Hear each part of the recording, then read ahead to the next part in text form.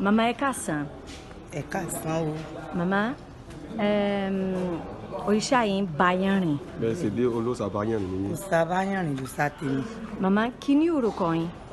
Orúkọ mi ni Ìyúnbòkun Ìyànadé. Ìyúnbòkun Ìyànadé. Pronto, eu hoje vou entrevistar a mamã, que é do orixá Baianin, e ela chama-se Ìyíbòkun. Inhumbokun Ìyànadé. Inhuade. So this is the name of Baianin, your name, her name. Gbogbo ẹni tó bá ti jẹ́ olóòṣà Báyànrìn tí wọ́n sorúkọ rẹ̀ ní òní ọkọ̀ Ìyànadé, Ìyúnbòkun, gbogbo sàjẹmọ́ èèyàn wálé, èèyàn dòkun. Bem. Pronto, ela está a dizer que todas as pessoas que são iniciadas no orixá Baianin, que têm o nome Inhum, é sempre o prefixo que é utilizado para o orixá Baianin. Mamã, I want to ask you, all the children that born Dada with the hair curled, with curly hair when they're born, all of them belong to the orixá Baianin. Pé ṣé gbogbo àwọn tí wọn bá ti bí tí wọn jẹ́ dàda tí wọn ní irun dàda ṣé gbogbo wọn ni wọn gbé pé àní súnmọ́ Báyànrìn. Bẹ́ẹ̀ ni ọgbọ́n ọmọ tí wọ́n bá ti bí tó wá pẹ̀lú dàda ó ti wá pẹ̀lú òòṣà Báyànrìn. Then all of dada come born in dada, all of them come like òòṣà Baianin. But they need to do the oro. Pé ó sì yẹ kí wọ́n ṣe orò. Ó yẹ kí wọ́n sọ̀rọ̀ torí tí wọ́n bá sọ̀rọ̀ dàda ń lè máa dà wọ́n láàmú. Then you need to do it to the oro. After you know do it to the oro, you can have a lot of problem. Ok. Então pronto, eu perguntei-lhe porque aqui existem crianças que nascem de nascença, já têm os cabelos todos encaracolados, a gene de rasta. Que as crianças nascem assim e chamam-se Dada. Então eu perguntei se todas as crianças que nascem Dada com os cabelos encaracolados, rasta, se todos eles automaticamente pertencem ao orixá Baianin.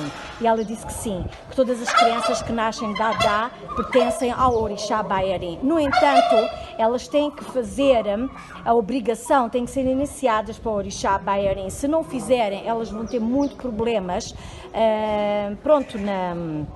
na vida, se não fizerem o oro. Por isso, automaticamente, quando elas nascem, elas são Dada, mas pertencem ao orixá Baianin.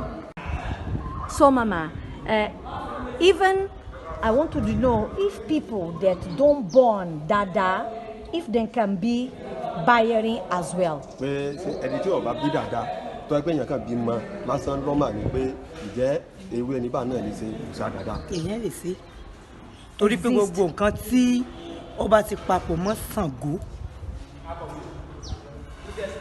iná ni òòṣà Báyànrìn ló jẹ mọ́.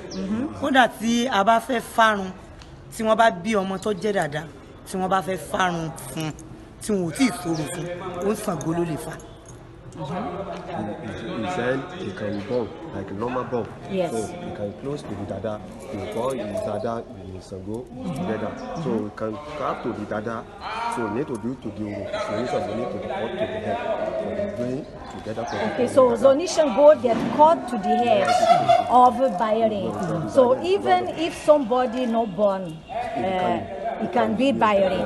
Pronto, eu perguntei se mesmo que as crianças que não nasçam Dada, com os cabelos rasta, se também é possível serem Baianin. Ele disse que sim, que também é possível. No entanto, Dada, Baianin é muito próximo de Ṣàngó e quando fazem a iniciação de Dada, de Baianin, quem corta o cabelo para a iniciação é o povo de Ṣàngó para fazer a iniciação de Baianin. Mamã é Xegã, a do pé.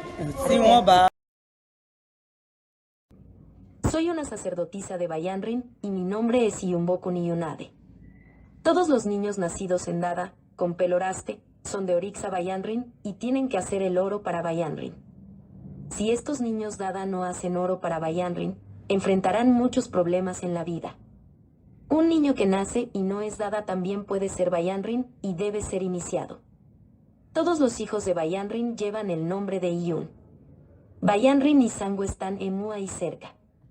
Cuando se realiza la iniciación de Bayanrin, son los sacerdotes Sango quienes afeitan el cabello del iniciado.